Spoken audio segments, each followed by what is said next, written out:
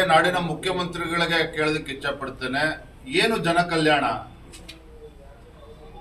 ಲೋಕಸಭಾ ಚುನಾವಣೆ ಬಂದಾಗ ಮತದಾನ ಆಗುವ ಮೂರು ದಿನದ ಮುಂಚೆ ಇವರ ಗ್ಯಾರಂಟಿಗಳು ಹಣವನ್ನ ರಿಲೀಸ್ ಮಾಡ್ತಕ್ಕಂಥದ್ದು ಅಕೌಂಟ್ಗಳಿಗೆ. ಲೋಕಸಭಾ ಚುನಾವಣೆ ಮುಗಿಯಿತು, ಮತ್ತೆ ಮರ್ತೋಯ್ತು ಮಂತ್ರಿಗಳಿಗೆ, ಮುಖ್ಯಮಂತ್ರಿಗಳಿಗೆ. ಮತ್ತೆ ಮೊನ್ನೆ ಏನು ಉಪಚುನಾವಣೆಗಳು ಬಂತು, ಸಂಡೂರು, ಶಿಗ್ಗಾವಿ, ಚನ್ನಪಟ್ಟಣ. ಮತದಾನ 3 ದಿನ ಮುಂಚೆ ಮತ್ತೆ ನೆನಪಾಗ್ತದೆ ಗ್ಯಾರಂಟಿಗಳು. ಅಂದ್ರೆ ಒಂದು ರೀತಿ ಗ್ಯಾರಂಟಿಗಳು ಏನಿದ್ದಾವೆ, ಈ ಗ್ಯಾರಂಟಿಗಳನ್ನ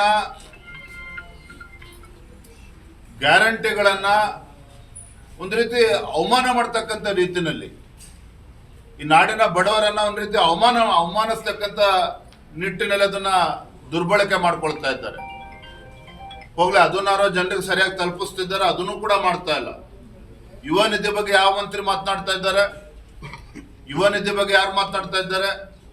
ಇವತ್ತು ನನ್ನ ಶಿಕಾರಿಪುರ ವಿಧಾನಸಭಾ ಕ್ಷೇತ್ರ ಒಳಗೊಂಡಂತೆ ಶಾಲಾ ಕಾಲೇಜಿಗೆ ಹೋಗ್ತಕ್ಕಂಥ ಮಕ್ಕಳುಗಳಿಗೆ ಬಸ್ಗಳನ್ನ ನಾವು ಕೊಡೋದಕ್ಕೆ ಆಗ್ತಾ ಇಲ್ಲ, ಸರ್ಕಾರಿ ಬಸ್ಗಳು. ಇದು ಇಡೀ ರಾಜ್ಯದ ಪರಿಸ್ಥಿತಿ ಇದಿದೆ.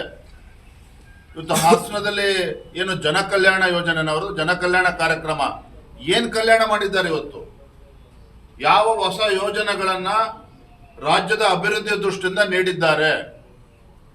ಯಾವ ಶಾಸಕರುಗಳು ತಮ್ಮ ಕ್ಷೇತ್ರದ ಅಭಿವೃದ್ಧಿಯನ್ನ ಮಾಡಬೇಕು, ರಸ್ತೆಗಳು ಮಾಡಿಕೊಡ್ಬೇಕು, ಆಸ್ಪತ್ರೆಗಳು ಕೊಡಬೇಕು, ಜನಸಾಮಾನ್ಯರಿಗೆ ಅನುಕೂಲ ಮಾಡಿಕೊಡ್ಬೇಕು ಅಂತೇಳಿ ಬಹಳ ಒಂದು ಉತ್ಸಾಹದಿಂದ ಶಾಸಕರು ಗೆದ್ದು ಬಂದಿದ್ದಾರೆ.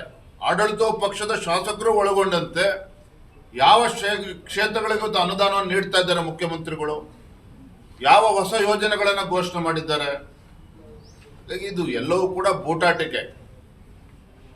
ಹಾಸನದಲ್ಲಿ ನಡೀತಿರ್ತಕ್ಕಂಥ ಜನ ಕಲ್ಯಾಣ ಕಾರ್ಯಕ್ರಮ ಅದು ಸಿದ್ದರಾಮಯ್ಯನವರ ಶಕ್ತಿ ಪ್ರದರ್ಶನ. 3 ಚುನಾವಣೆಗಳು, ಉಪಚುನಾವಣೆಗಳನ್ನ ಗೆದ್ದಿದ್ದೇನೆ, ಯಾವುದೇ ಕಾರಣಕ್ಕೂ ಮುಖ್ಯಮಂತ್ರಿ ಸ್ಥಾನವನ್ನ ಬಿಟ್ಕೊಡೋದಿಲ್ಲ ಅನ್ನುವ ಧಮಕಿ ಇದೆಯಲ್ಲ, ಅದನ್ನ ಜನ ಕಲ್ಯಾಣ ಅಂತ ಹೆಸರು ಇಟ್ಕೊಂಡು ಮಾಡಕ್ ಹೊರಟಿದ್ರು. ಪಾಪ DK ಶಿವಕುಮಾರ್ ಇವತ್ತು ರಾಜ್ಯದಲ್ಲಿ ಕಾಂಗ್ರೆಸ್ ಸರ್ಕಾರ ಬರಬೇಕು ಅಂತ ಹೇಳಿದ್ರೆ ನಂದು ಕೂಡ ಪಾತ್ರ ಇದೆ 50% ಅಂತೇಳಿ DK ಶಿವಕುಮಾರ್ ಮುಖ್ಯಮಂತ್ರಿ ಆಗೋದಕ್ಕೆ ಕಾಯ್ತಾ ಇದ್ದಾರೆ. ಇವರು ಜನ ಕಲ್ಯಾಣ ಅಂತೇಳಿ ಹೊರಟ್ರೆ ಅವ್ರ ಪರಿಸ್ಥಿತಿ ಏನಾಗಬೇಕು?